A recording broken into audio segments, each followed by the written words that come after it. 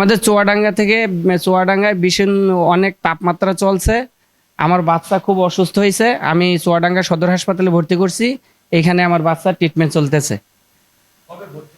আমি গতকালকে ভর্তি করছি, আমার ওয়াইফ আছে সাথে, আমি আমার বাচ্চা নিয়ে আসছি। এখন আমার বাচ্চা আল্লাহর রহমতে একটু সুস্থর দিকে। আমি চুয়াডাঙ্গা থেকে বলছি। এই চুয়াডাঙ্গা প্রচুর পরিমাণ তীব্র গরম হওয়ার কারণে আমার বাবু ঠান্ডা এবং জ্বর জনিত রোগে আমি সদর হাসপাতালে ভর্তি হয়েছি। এখানে আমার বাবুর ট্রিটমেন্ট চলছে। চুয়াডাঙ্গা প্রচুর পরিমাণ গরম। তো এখানে ছোট বাচ্চাদের মানে খুবই সমস্যা হচ্ছে। ম্যাক্সিমাম বাচ্চাই ঠান্ডা জ্বর জনিত রোগে আক্রান্ত হচ্ছে। আমার বাচ্চা চুয়াডাঙ্গা সদর হাসপাতালে ভর্তি হচ্ছে, এখানে ট্রিটমেন্ট হচ্ছে। গত 4 দিন ধরে আবহাওয়া চেঞ্জ হওয়ার কারণে আমাদের রোগীর সংখ্যা অনেকটাই বেড়েছে।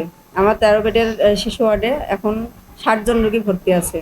তো রোগীর বেড সংখ্যার তুলনায় রোগীর সংখ্যা অনেকটাই বেশি।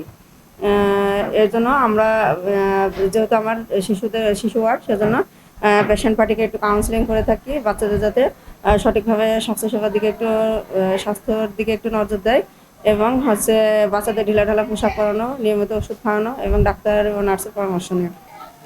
আমাদের ডায়রিয়া ওয়ার্ডে রোগীর চাপ বেশি হয়েছে গরমের জন্য, বিশেষ করে বাচ্চা বেশি। আর বড়দেরও সাধারণত যা আসে তার চেয়ে বেশি আক্রান্ত, তবে সবচেয়ে বেশি আক্রান্ত বাচ্চা। আমাদের পর্যাপ্ত ওষুধ সাপ্লাই আছে, সেগুলো পাচ্ছে। আমাদের রোগীর চাপ বাড়াতে আমাদের একটু কষ্ট হয়ে যাচ্ছে, তবুও আমরা চেষ্টা করছি যে তাদের সুন্দরভাবে সেবা দেওয়ার। আমরা সবাই জানি যে বর্তমানে চুয়াডাঙ্গা জেলায় মাঝে মাঝে আমরা দেখছি যে তাপমাত্রা দেশের সর্বোচ্চ। তো এজন্য আসলে এই তীব্র তাপদাহে কিছুটা স্বাস্থ্যগত সমস্যা হচ্ছে। যেমন অনেকে একটু পানি শূন্যতায় ভুগছেন, এবং অনেকে কিছুটা ডায়রিয়ার প্রকোপ সামান্য হলেও, যদিও সেটা নিয়ন্ত্রণে আছে এবং আমরা তাদেরকে সেবা দিয়ে যেতে পারছি, আমাদের কন্ট্রোলের বাইরে না। কিন্তু আমাদের বিশেষত বহির্বিভাগে কিছু রোগী আসছে যেগুলো সামান্য রকম একটু পানি শূন্যতা জনিত কারণে, সেটা আউটডোরে চিকিৎসার মাধ্যমে তাদেরকে আমরা সারিয়ে তুলতে পারছি। তবে ইনডোরে আমরা এখনো ওইভাবে তীব্র তাপদাহের কারণে কোনো হিট স্ট্রোক নিয়ে কোনো রোগী আমরা পাই নাই, এবং যদি আসে তার জন্য আমরা যথাযথ সেবা দিতে প্রস্তুত।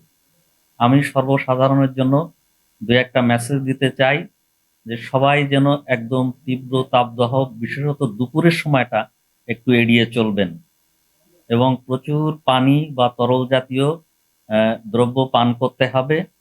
যদি কোনো রকম অসুবিধা দেখা যায়, সেক্ষেত্রে আমরা বলছি যে হসপিটালে যেতে। আর বিশেষত যারা বৃদ্ধ আছেন এবং শিশু আছেন, তাদেরকে একটু সতর্ক অবস্থায় থাকতে হবে এবং রাখতে হবে।